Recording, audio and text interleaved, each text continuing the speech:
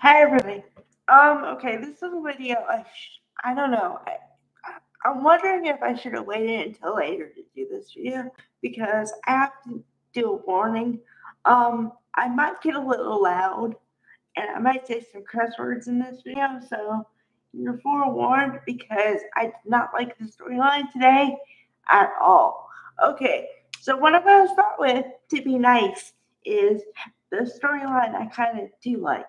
Okay, but this wasn't the major storyline, so I'm putting that out there as well.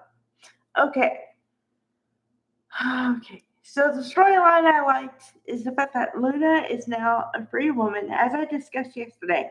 However, we have some movement on this one, which I always like. Um, Apparently she went back into the mansion to get some things, and she's not gonna live there, but she doesn't know where she's gonna live. And apparently I didn't know this, so I don't know if it's real or semi fictional, but you have to tell them within 30 days what your residence is, like your address. So that's what they said. Okay. Now, the part I liked is beyond that. She really gave her mother the business about not being truthful about who her father is, and the fact that she thought she knew the entire time and her mother with withholding, which I do agree with that part because I think somewhere down deep, Poppy knew that Finn was the father of Luna, but because of all the other ramifications she was going to face, she didn't want to face the truth of it and have all those ramifications coming at her from every direction. That's what I believe. Okay, now on to the storyline I don't like at all. And yes, to be clear, I saw this one coming. I just didn't know when it was going to happen, but I don't like it all the same. Okay, so the reason the title is Carter Caved is because it's what happened.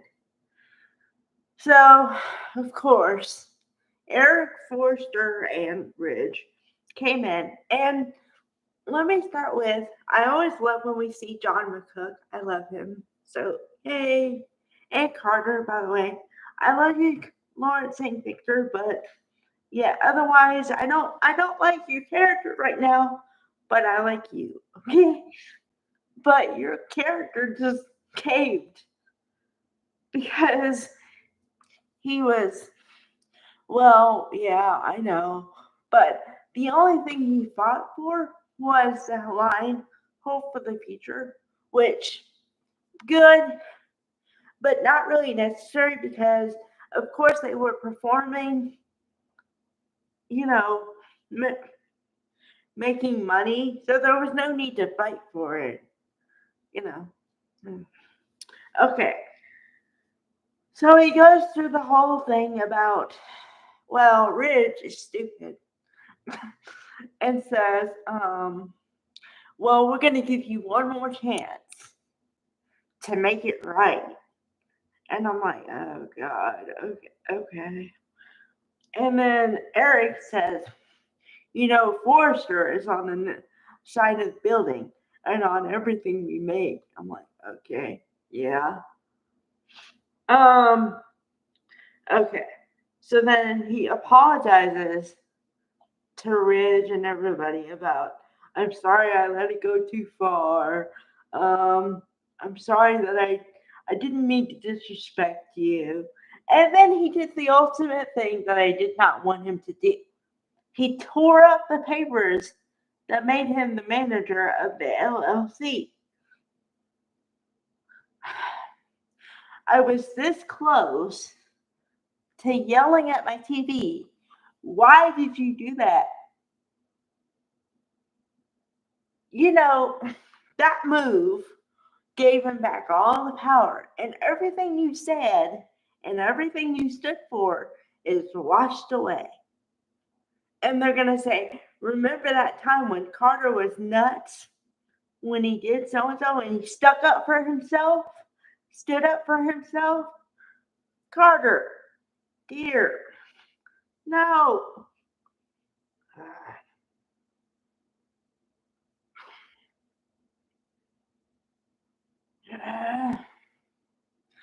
I wanted change at Forster. Real change. Not change for a month, change forever. Okay? Because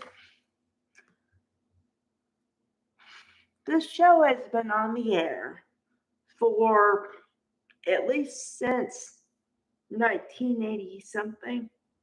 I forget, okay? But, and they've had the same kind of regiment the whole time.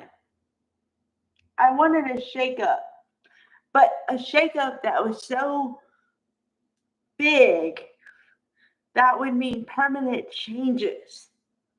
I wanted Carter or someone else that wasn't Forster to get some kind of credit or acknowledgement.